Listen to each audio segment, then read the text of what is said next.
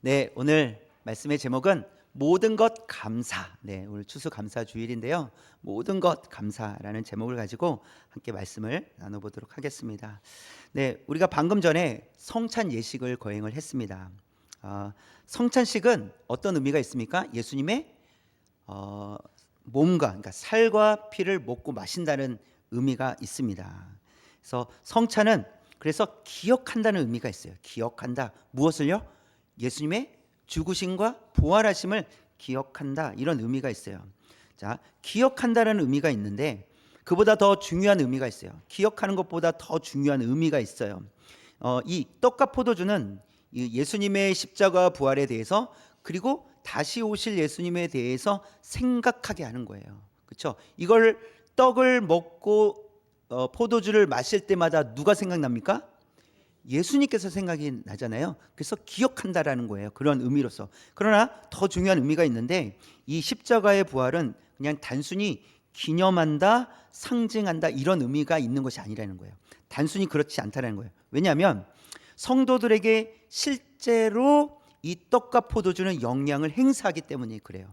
왜냐하면 예수님께서 2000년 전에 죽으셨을 때 그 죽으심으로 인해서 우리가 어떻게 되었습니까? 죽음에서 생명으로 옮겨졌잖아요. 2000년 전에 우리를 위해서 죽으신 그분을 기억만 하면 되는 거 아닙니까? 그런데 우리는 기억하지만 기억으로 끝나지 않고 그 예수님께서 지금 우리에게 영향을 미치고 계시다라는 거예요. 그리고 우리는 죽음에서 생명으로 옮겨졌다라는 것이죠. 그렇기 때문에 우리가 이 성찬에 참여한다는 것은 단순히 기념하겠다로 끝나는 것이 아니라 그것이 우리에게 영향을 미치고 있다라는 거예요.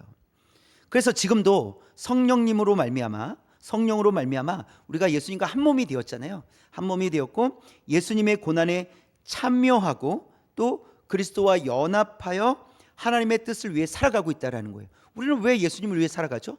왜 하나님의 뜻을 위해 살아가죠? 그것은 예수님께서 2000년 전에 하신 그 일이 우리에게 영향을 미치고 있기 때문이다라는 거예요. 그로 인해서 오늘 우리가 이제 이 추수감사 주일로 지키는데, 우리가 감사할 수 있는 이유도 무엇입니까? 예수님께서 나를 위해 십자가를 지시고 부활하신 그 사건 때문에 우리가 감사한다고 고백하고 있잖아요. 그렇죠? 그러니 우리가 이 떡을 먹고 또 포도주를 마신다라는 것은 단순히 그때를 기억하겠다, 그걸 그냥 상징적으로 보여주는 거야 라고 해서 끝나는 것이 아니라 실제로 우리가 먹고 마심을 통해서 우리에게 영향을 미치신다는 거예요. 그게 영적 임재설이라고 신학적으로 얘기하거든요. 실제로 이것은 떡과 그냥 빵이고 그냥 포도주인데 우리가 그것을 먹을 때 실제적으로 성령의 인도하심을 받아 예수 그리스도의 그 은혜, 예수님께서 우리에게 베풀어 주신 은혜가 우리에게 실제적으로 임한다라는 거예요. 이 고백을 가지고 우리가 성찬에 참여하는 것입니다.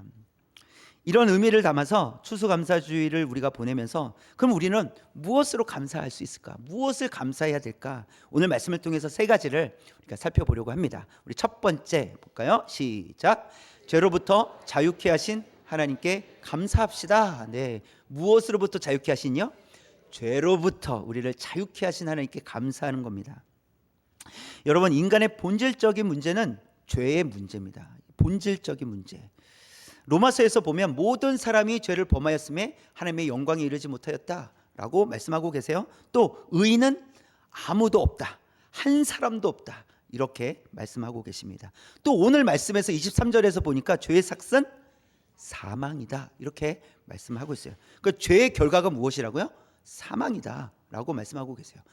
이것은 인간이 해결할 수 없기 때문에 죄의 결과는 사망이다, 이렇게 말씀하고 있는 거예요.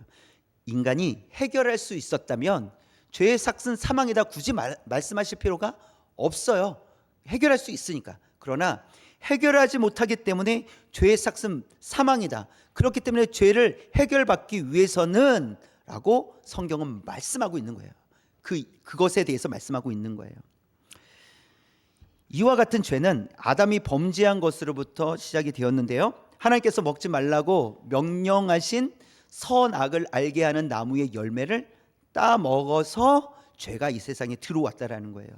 그리고 하나님의 말씀대로 죽음이 우리 가운데 들어오게 된 거예요. 그래서 그러니까 죄가 사망이 되었다라는 것입니다. 일로 인해서 이 죄를 해결하기 위해서 구약 시대를 보니까 구약 시대 이스라엘 백성들은 이 죄를 해결하기 위해서 항상 해야 될 일이 있었어요. 그것이 무엇이냐면 짐승을 끌고 와서 하나님 앞에서 잡아서 피를 뿌리고 태워서 올려드려야 됐어요. 이게 제사법인데, 그래서 이 이스라엘 백성들은 항상 하나님께서 지정하신 양, 염소, 비둘기 등을 가지고 와서 그 피를, 그러니까 배를 가르고 피를 뿌리고 그것을 태워서 하나님께 올려드릴 때 비로소 죄를 사함 받을 수 있게 되었다라는 거예요. 자, 그런데 한 번의 제사, 이 한 번의 제사는 딱 한 번만 용서받을 수 있어요.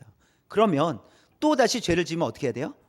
또 다시 짐승을 가지고 와서 그 배를 가르고 피를 뿌리고 그 짐승을 태워서 하나님께 올려드려야 또 죄를 사함 받을 수 있다라는 것이죠. 이것은 피 흘림 없이는 죄 사함도 없다 이 말이에요. 피 흘림이 없으면 죄 사함도 없다. 이것을 직접적으로 보여주시는 이 시각적 교제, 또 들을 수 있는, 여러분 짐승을 잡는데 짐승이 가만히 있겠습니까? 양은 가만히 있다라고 해요. 양은 정말 가만히 있는데요. 근데 어쨌든 이게 잡는 소리, 짐승의 울음소리 들릴 거 아니에요. 그래서 시각적으로도 보여주시는 것이고 청각적으로도 보여주시는 거예요. 시청각 교제라고 할 수 있죠. 그래서 피를 직접 흘리는 것을, 그리고 우는 것을 듣고 봄으로써 죄는 이렇게 심각하구나라는 거예요. 이것을 보여주셨다라는 거죠. 즉 인간의 죄의 문제는 인간 스스로 완전히 해결할 수 없다라는 거예요. 그래서 짐승을 잡았는데 또 잡아야 된다는 거죠. 오늘 제사를 드렸는데 내일 범죄했으면 또 내일도 짐승을 가지고 와서 또 그 짐승을 하나님께 잡아서 제사를 드려야만 했다라는 것입니다. 여러분, 그리고 죄가 이 땅에서만 끝나면 또 다행이라고 생각이 되는데 그렇지 않다라는 거예요. 죄는 이 땅에서도 해결되지 않지만 우리의 육신이 죽은 이후에도 죄는 해결되지 않습니다. 그래서 히브리서 9장 27절에서는 사람이 한 번 죽는 것은 사람에게 정해진 것이요, 그 이후에는 뭐가 있습니까? 심판이 있으리라, 이렇게 말씀하세요. 그러니까 죽는 것은 다 정해졌어요. 우리는 그걸 알아요. 인정해요. 그렇죠? 여기서 안 죽으실 분 계십니까? 그래서 나는 영원토록 살 거야 이러신 분이 있으십니까? 마음은 그런다 할지라도 실제로 그럴 수 있냐는 거예요. 없다는 거죠. 그래서 우리는 인정해요. 모든 사람들은 한 번 죽는 거 다 인정합니다. 영원히 살 수 없으니까. 자, 그런데요, 어디서 걸리냐면 죽은 이후에 걸린다는 거예요. 왜요? 심판이 있으리라 라고 말씀하신다는 거예요. 육신이 죽은 이후에 또 심판이 있다라는 거예요. 그때 그 심판은 영원한 죽음을 의미합니다. 영원한 죽음. 근데 그 영원한 죽음이라는 것이 사라지는 죽음이 아니라 영원토록 고통받는 죽음을 의미하는 거예요.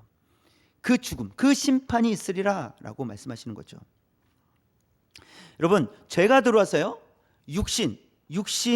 우리 육체로 죽는 일이 정해져 있으면서 또 그 이후에도 또 이 심판, 영원한 심판을 받게 된다라는 것을 볼 때 죄는 인간이 해결할 수 없는 것이다 라는 거예요. 이 근본적인 문제를 인간은 해결할 수 없다라는 거예요. 그리고 여러분, 우리는 예수님을 믿기 때문에 천국과 지옥이 있다 이렇게 우리는 말하잖아요. 근데 안 믿는 사람들도 있잖아요. 그런데요, 여러분, 믿든지 믿지 않든지, 인정을 하든지 인정을 하지 못하든지 성경은 천국과 지옥이 있다라고 분명하게 말씀하고 계시다라는 거예요. 그래서 내가 없어, 그런 건 죽으면 끝이야 라고 확신하는 사람이 있다 할지라도 여러분, 죄의 문제는 해결되지 않는다는 거예요. 그 생각이 죄의 문제를 해결할 수 없다라는 것이죠. 왜요? 사실은 있는데 사실과 상관없이 내가 생각하는 대로 사실이 바뀌지 않기 때문에 그래요. 사실은 천국과 지옥이 있다라는 것입니다. 여러분, 그렇다면 죄의 문제를 어떻게 해결할 수 있습니까? 우리는 답을 알고 있습니다. 오직 누구를 믿음으로 우리는 죄를 사함 받을 수 있습니까? 예수 그리스도를 믿음으로. 성경이 정확하게 그 말씀을 하고 계세요. 로마서 4장 25절 시작. 예수는 우리가 범죄한 것 때문에 내줌이 되고 또한 우리를 의롭다 하시기 위하여 살아나셨.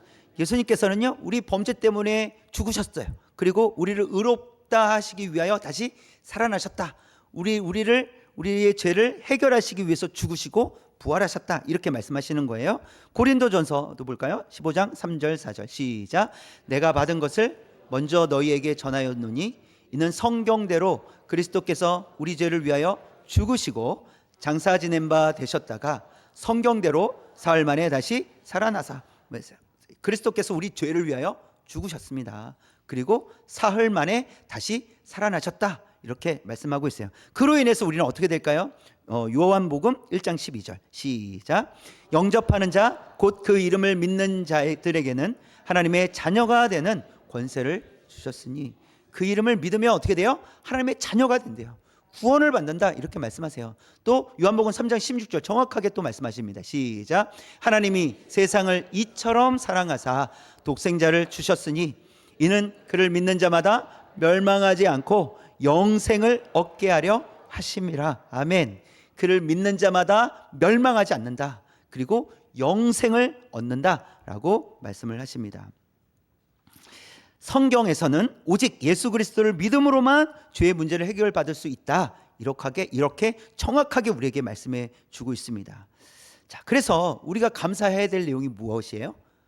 예수님께서 나를 위해 죽으심, 우리를 구원하신 그 일에 가장 먼저 우리가 감사가 있어야 된다는 거예요.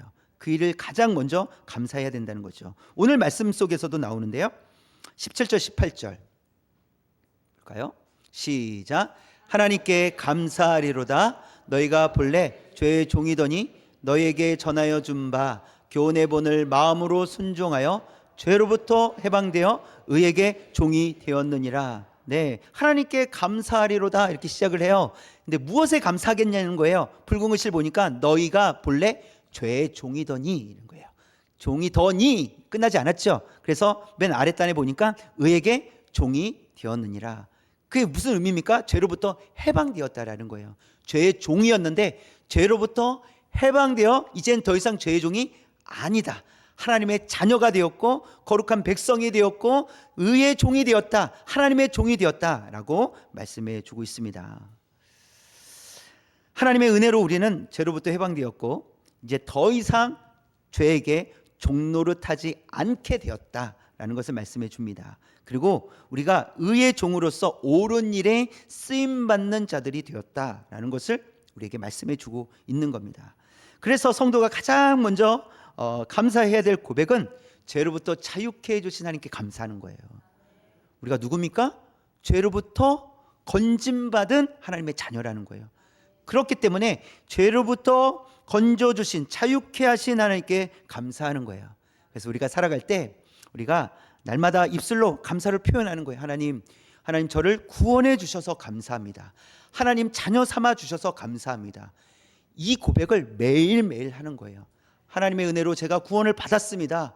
제가 새 사람이 되었습니다. 이 고백을 매일매일 하는 거예요. 또 그러면서 이 고백, 감사의 고백과 함께 우리가 하나님의 자녀로서 거룩한 백성으로서 선한 일을 나타내기를 힘쓰는 거예요. 하나님의 자녀가 되었으니, 거룩한 백성이 되었으니, 새 사람이 되었으니 새로운 삶을 살아낼 때 그 새로운 삶이 어떤 삶입니까? 의로운 삶, 선을 행하는 삶이라는 거예요. 그래서 그것을 우리가 선을 행하는 일로 나타내야 된다라는 것이죠. 그리고 우리는 죄를 경계하고 멀리하는 거예요. 왜요? 이젠 죄의 종이 아니기 때문에, 죄의 종이 아니기 때문에 죄를 멀리하고 거부하고 가라고 그러고 너 필요 없어라고 하는 거예요. 그렇게 선포하며 살아갈 수 있는 저와 여러분 되시길 주님의 이름으로 축원합니다. 두 번째 시작. 은혜 아래 머물러 있게 하신 하나님께 감사합시다. 네, 은혜 아래 머물러 있게 하신 하나님께 감사하는 건데요. 14절 말씀 시작. 죄가 너희를 주장하지 못하리니 이는 너희가 법 아래 있지 아니하고 은혜 아래에 있음이라. 네, 죄가 너희를 주장하지 못한다라고 말씀하세요. 이유가 무엇입니까? 우리는 은혜 아래 있기 때문인 거예요. 누구의 은혜 아래 있습니까? 하나님의 은혜 아래 있기 때문에 그래요. 하나님의 은혜 아래 있다는 것은 하나님께서 보호하신다는 거예요. 우리를 보호하시기 때문에 죄가 우리를 건드릴 수 없다. 우리를 공격할 수 없다. 아니, 공격은 하죠. 넘어뜨릴 수 없다. 우리의 생명을 빼앗아 갈 수 없다라는 것을 말씀해 주고 계세요. 누가 보호해 주신다고요? 하나님께서 우리를 은혜 아래 두셔서 우리를 보호해 주신다라는 의미입니다. 그런데요, 여러분, 죄는 강력한 힘이 있습니다. 죄는 강력해요. 그래서 사실 죄는 인간을 완전히 망가뜨릴 수 있는 힘이 있어요. 그래서 23절에서 말씀하시죠. 죄의 삭은 사망이다. 보세요. 죄는 힘이 있어요. 우리를 사망으로 인도해요. 그러니까 그렇게 강력한 힘이 있기 때문에 인간은 언제든지 죄로 말미암아 무너질 수 있다라는 것을 보여주고 있습니다. 자, 그러나 미혹하고 넘어뜨리려 공격해 와도, 죄가 공격해 와도 성도는 결코 생명을 빼앗기지 않는다라는 것을 말씀해 주시는 거예요. 생명을 빼앗기지 않는다. 왜냐하면 하나님께서 택한 자녀들을 하나님께서 끝까지 책임져 주시기 때문이다 라는 하나님의 말씀입니다. 여러분, 그렇기 때문에 우리가 좀 연약해도, 우리가 죄를 지어도 우리가 구원을 유지할 수 있는 이유가 바로 하나님의 보호하심, 하나님께서 끝까지 우리를 책임져 주시기 때문에 가능하다라는 거예요. 여러분, 우리가 완벽합니까? 우리는 완벽하지 않습니다. 우리는 항상 우리 입술로, 생각으로 범죄하는 일들이 얼마나 많습니까? 우리 생각으로, 입술로 범죄하다 보니까 몸으로도 범죄합니다. 우리의 연약함이 얼마나 많이 있습니까? 그럼에도 불구하고 우리가 구원받은 자녀로서 구원이 취소되지 않는다는 거예요. 누구의 은혜라고요? 하나님의 은혜로 우리가 취소되지 않습니다. 여러분, 출애굽 백성들은요, 애굽에 있을 때에는 애굽에서 나는 음식을 먹었어요. 그런 재료를 가지고 음식을 먹었어요. 자, 그런데 모세가 이제 애굽 백성들을, 이스라엘 백성들을 애굽에서 건져내잖아요. 그리고 광야에서 40년을 삽니다. 그런데 광야에서는 음식 재료가 없었어요. 그러니까 뭘 심어서 날지도 못하고 광야였기 때문에, 그리고 음식 재료를 구할 방법이 없었습니다. 자, 그런데 그럼에도 불구하고 이스라엘 백성들은 40년 동안 광야에서 생활할 수 있었어요. 무려 약 최소 몇 명일까요? 200만 명이에요. 200만 명이 40년 동안 먹을 재료도 없는데 거기서 생활했다라는 거예요. 이게 어떻게 그럴 수 있었을까? 여기서 성경을 살펴보니까 하나님께서 하늘에서 만나를 내려주셨대요. 한번 볼까요? 민수기 11장 9절 시작. 밤에 이슬이 진영에 내릴 때 만나도 함께 내렸더라. 그러니까 이슬이 내리는 것처럼 매일매일 만나가 내린 거예요. 매일매일 만나가 내린 거예요. 물론 안식일 토요일은 내리지 않았고 금요일날 2배를 거둬드리라 이렇게 말씀하셨는데 매일매일 만나가 내려서 먹을 수 있었다라는 것이죠. 자, 언제까지? 출애굽기 16장 35절 시작. 사람이 사는 땅에 이르기까지 이스라엘 자손이 40년 동안 만나를 먹었으니 곧 가나안 땅 접경에 이르기까지 그들이 만나를 먹었더라. 몇 년 동안요? 40년 동안이요. 40년 동안 누가 만나를 내려주신 겁니까? 하나님께서 만나를 내려주셨죠. 그러니까 하나님께서 만나를 내려주시지 않으셨다면 백성들은 어떻게 되었을까요? 살 수가 없었겠죠. 자, 그렇다면 하나님께서 내려주시지 않았다면 이스라엘 백성들은 어떤 선택을 했을까? 어떤 선택을 했겠습니까? 그들은요, 자꾸 돌아가겠다는 생각을 합니다. 자, 보세요. 민수기 11장 5절에 보니까 시작. 우리가 애굽에 있을 때에는 값없이 생선과 오이와 참외와 부추와 파와 마늘들을 먹은 것이 생각나거늘. 얼마나 먹고 싶었으면 오이와 참외와 부추와 파와 마늘들을 먹었다고. 근데 어디를 기억하고 있어요 지금? 애굽을 기억하고 있어요. 근데 여러분, 애굽을 생각한다는 것은 애굽에서 이스라엘 백성들은 어떤 처지에 있었습니까? 노예, 종으로 있었어요. 그렇다는 것은 다시 종으로 돌아가겠다, 이런 의미가 있는 거예요. 그리고 다시 옛 모습, 죄를 가지고 있었던, 그러니까 자유를 박탈당한 옛 모습으로 다시 돌아가고 싶다, 이것과 동일한 거예요. 사실 값없이 보면 값없이 둘째 줄에 값없이 먹었다 이렇게 했는데 그들은 값없이 먹지 않았습니다. 그들은 노예였고 종이었어요. 땀 흘리지 않고서는 먹을 수가 없었던 거예요. 그렇죠? 일을 해야만 먹을 수 있었어요. 그런데도 그들은 더 지금보다 그때가 더 좋아라는 생각에 값없이 먹었었는데 라고 말할 뿐이라는 거예요. 결국 가나안 땅을 정탐한 후에 이스라엘 백성들은요, 애굽으로 돌아가자 이렇게 소리치기 시작합니다. 민수기 14장 4절 시작. 이에 서로 말하되 우리가 한 지휘관을 세우고 애굽으로 돌아가자. 이게 지금 외치고 있는 거예요. 한 지휘관을 세운다는 것은 누구를 무시하겠다는 거예요? 모세를 무시하겠다는 거예요. 하나님께서 세우신 그 모세를 무시하고 한 지휘관을 다시 세우자. 그리고 애굽으로 돌아갑시다 하고 막 지금 이야기하고 있는 거예요. 여러분, 하나님께서 보호해 주시지 아니하시면 이스라엘 백성들은 애굽으로 돌아갈 수밖에 없는 인생이었다라는 거예요. 하나님께서 안전하게 보호해 주시지 않았다면, 하나님께서 만나를 내려 주시지 않으셨다면 이스라엘 백성들은 진작 그냥 다시 돌아갔을 거예요. 그 말은 하나님을 더 이상 따르지 않겠다라는 것이죠. 여러분, 돌아간다는 것은 하나님을 따르지 않겠다, 하나님을 떠나 살아가겠다, 또 하나님의 보호심을 이젠 더 이상 내가 받지 않겠다, 거부한다, 이런 거예요. 하나님 없이 살겠다, 이런 의미를 가지고 있습니다. 여러분, 만약 우리도 하나님께서 그냥 가만히 내버려 두셨다면 지금 여기에 우리가 있을 수 있을까요? 우리는 내가 잘한 줄 알아요. 내가 믿음을 잘 지켜가지고 여기까지 온지 알아요. 내가 기도를 열심히 해서 여기까지 온지 알아요. 이스라엘 백성들이 그랬다고요. 이스라엘 백성들이 자기들이 잘해가지고 여기까지 온지 알아요. 아닙니다. 우리가 잘해서 여기까지 온 것이 아니라 하나님께서 우리를 보호해 주셔서 우리가 여기까지 온 줄 믿습니다. 하나님께서 보호해 주시지 않으셨다면 우리가 여기까지 올 수 없어요. 어떻게 예배 드릴 수 있겠어요? 어떻게 하나님을 찬양할 수 있겠어요? 여러분, 우리가 살아가면서 얼마나 힘든 일들이 많이 있었습니까? 그럼에도 불구하고 하나님을 찾고 하나님 앞에 부르짖고 하나님, 주님밖에 없습니다라고 고백할 수 있는 이유는 하나님께서 우리를 보호해 주셨기 때문에 가능하다는 것입니다. 그래서 하나님은 이스라엘 백성들이 깨닫기를 원하셨어요. 무엇을 깨닫기 원하셨냐면 신명기 8장 3절이에요. 우리 만나를 시작. 만나를 내게 먹이신 것은 사람이 떡으로만 사는 것이 아니요 여호와의 입에서 나오는 모든 말씀으로 사는 줄을 내가 알게 하려 하심이라. 이스라엘 백성들은요, 만나를 먹었기 때문에 살았다고 생각했을지 모르겠어요. 먹을 것이 있었기 때문에 살았다, 이렇게 말할 수도 있겠어요. 그런데요, 하나님은 이스라엘 백성들이 깨닫기 원하시는 것이 무엇이냐면, 만나를 먹어서 너희들이 산 것이 아니라 내가 너희를 살렸다, 이걸 알길 원하신다는 거예요. 하나님께서 살리셨다라는 거예요. 하나님께서 먹이셨기 때문에 이스라엘 백성들은 살 수 있었다라는 것을 하나님 깨닫기를 원하셨다는 겁니다. 자, 그래서 만나 자체는 하나님의 은혜라는 거예요.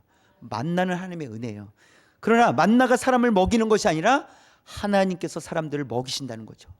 하나님께서 우리를 먹이시는 줄 믿습니다.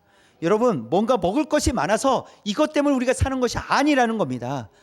하나님께서 우리와 함께 하시고 하나님께서 우리를 보호해 주셨기 때문에 우리가 살 수 있다, 여기까지 왔다, 살 수 있었다라는 것을 말씀해 주십니다.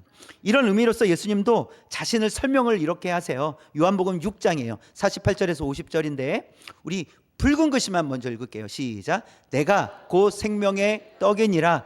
이는 하늘에서 내려오는 떡이니 먹고 죽지 아니하게 하는 것이니라. 네, 예수님께서 스스로 말씀하시는 나는 생명의 떡이라 그랬어요. 어디로부터 내려온 거예요? 하늘로부터, 하나님께로부터 보내심을 받아 오신 분이 예수님이시잖아요. 하늘로부터 내려온 떡이니 이 떡을 먹으면 어떻게 돼요?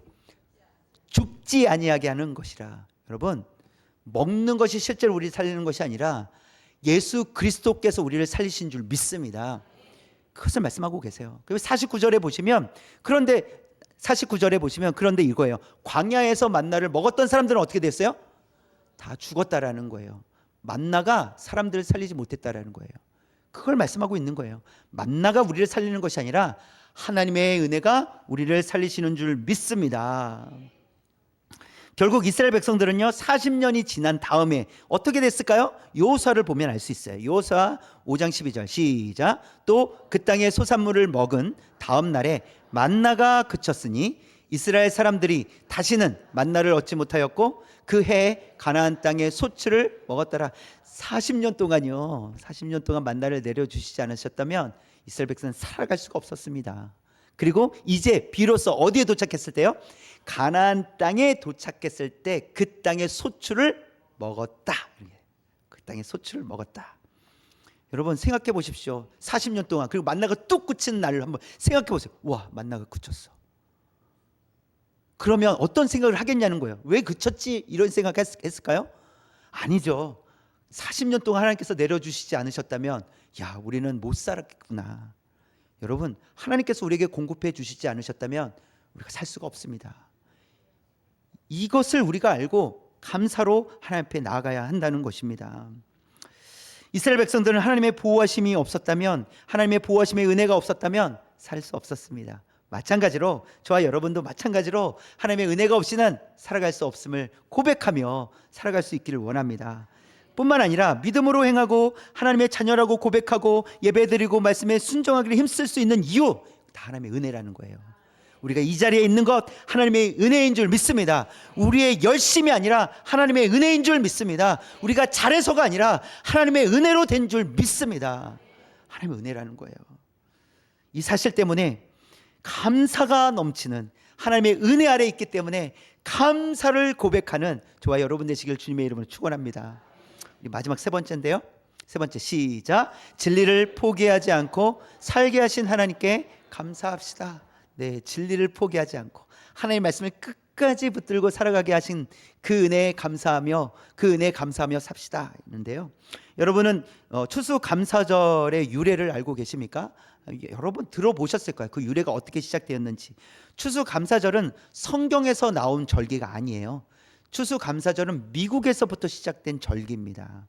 미국에서 국가기념일로 선포한 날이 1789년이에요. 그 미국 초대 대통령 조지 워싱턴이 그것을 제정을 했어요. 국가기념일로. 그날이 1789년인데 이제 이 추수감사절이 미국 국가기념일이 되기까지 스토리가 있겠죠. 그렇죠? 스토리가 있는데 그림을 하나 띄워주시면, 네, 이 배는 이 메이플라워 호라는 배예요. 네, 그래서 1620년 9월 6일에 102명이 이 배를 탑니다. 이 배에 탄 사람들은 영국 사람들이었어요. 청교도인들이었어요. 그러니까 진리를 수호하고 싶었던 청교도들이었는데 이 영국 사람이었던 사람들이 신대륙으로, 그래서 우리는 자유를 찾아가자. 왜냐하면 당시에 이 기독교인들을 핍박하는 일들이 너무 많았어요. 그래서 우리는 자유를 찾아가자 하고 신대륙으로 간 거예요. 거기가 지금의 미국이죠. 신대륙으로 갔습니다. 그리고 이 102명이 신대륙에 도착했을 때는 겨울이었어요. 겨울. 도착하니까 겨울이었어요. 그래서 겨울을 보내며 절반의 사람들이 목숨을 잃습니다. 추운 겨울에 집도 없죠. 그렇죠? 뭐 농사를 지은 것도 없었을 거 아니에요. 먹을 것도 변변치 않았고, 그렇죠? 그래서 절반의 사람이 있어 생명을 잃게 됩니다. 그리고 이제 봄이 되고 본인들이 가져온 어떤 씨앗, 그리고 거기서 이제 원주민들에게 얻은 씨앗, 그래서 이제 봄에 씨를 뿌리게 됩니다. 그리고 가을에 추수하게 돼요. 그 가을에 추수를 할 때 첫 추수 감사 예배를 드린 것이 유래가 된 거예요. 그래서 추수 감사 예배를 드린 거죠. 여러분 넘겨주시면, 네, 그래서 추수를 한 이후에 하나님께 감사한 거예요. 적은 인원이죠, 그렇죠? 그리고 여러분 충분한 곡식을 거둬 드렸겠습니까? 그렇지도 않았다라는 거예요. 사실은 적은 곡식이었단 말이에요. 첫 추수를 하는데 얼마나 많이 뿌렸으면 얼마나 많이 뿌렸겠습니까? 그러니까 첫 추수의 의미가 있지만 적은 곡식을 거둬 드렸다라는 거예요.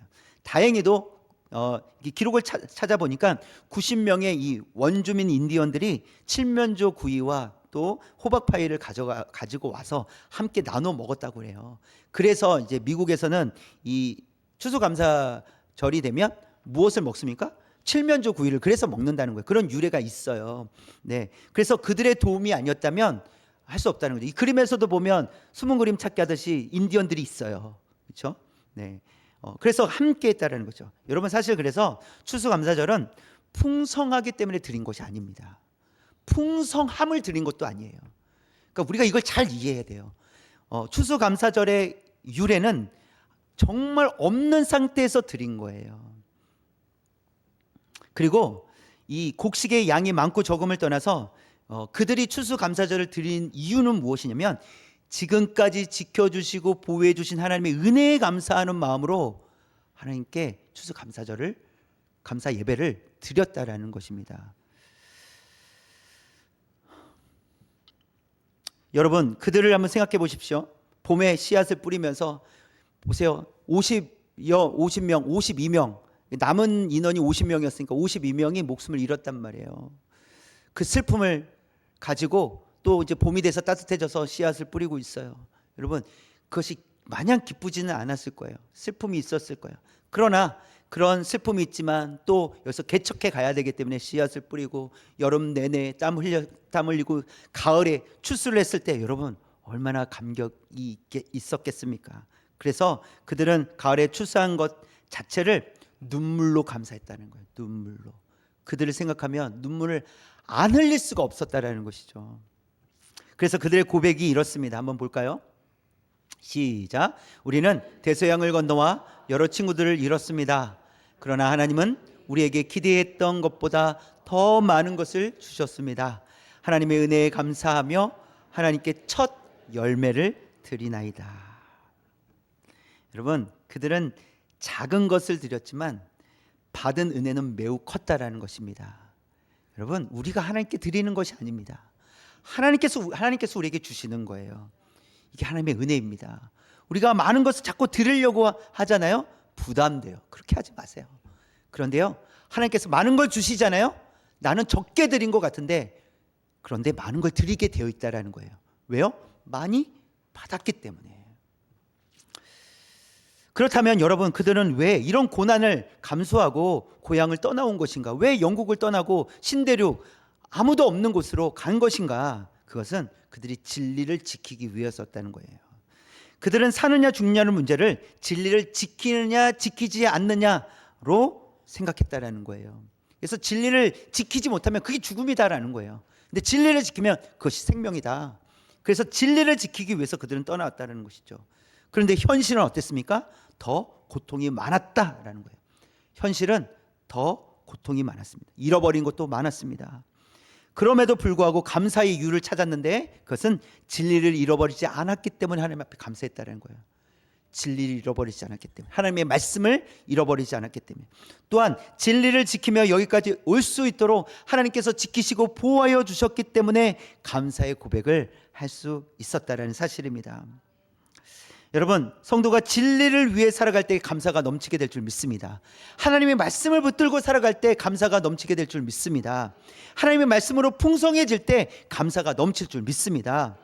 그래서 여러분, 풍성함의 크기 때문에 감사가 달라져서는 안 된다는 거예요. 하나님께서 많은 것을 주셨기 때문에 더 감사하고 적게 주셨기 때문에 덜 감사한 겁니까? 아니라는 거예요. 많고 적은가 상관없이 지금까지 지켜주시고 지금까지 보호해 주신 하나님께 감사합니다. 이 고백이 저와 여러분의 고백이 되어야 합니다. 또 감사는 그리 아니하실지라도 감사해야 돼요. 그리 아니하실지라도 감사해야 돼요. 하박국에 있는 말씀이에요. 하박국 3장 시작. 비록 다시요 붉은 글씨만 읽을게요. 붉은 글씨만 시작. 없으며 없을지라도 나는 여호와로 말미암아 즐거워하며 나의 구원의 하나님으로 말미암아 기뻐하리로다. 네, 없는 게 너무 많아요. 먹을 것도 없고 잡을 것도 없고 키울 것도 없어요. 뭐가 없대요.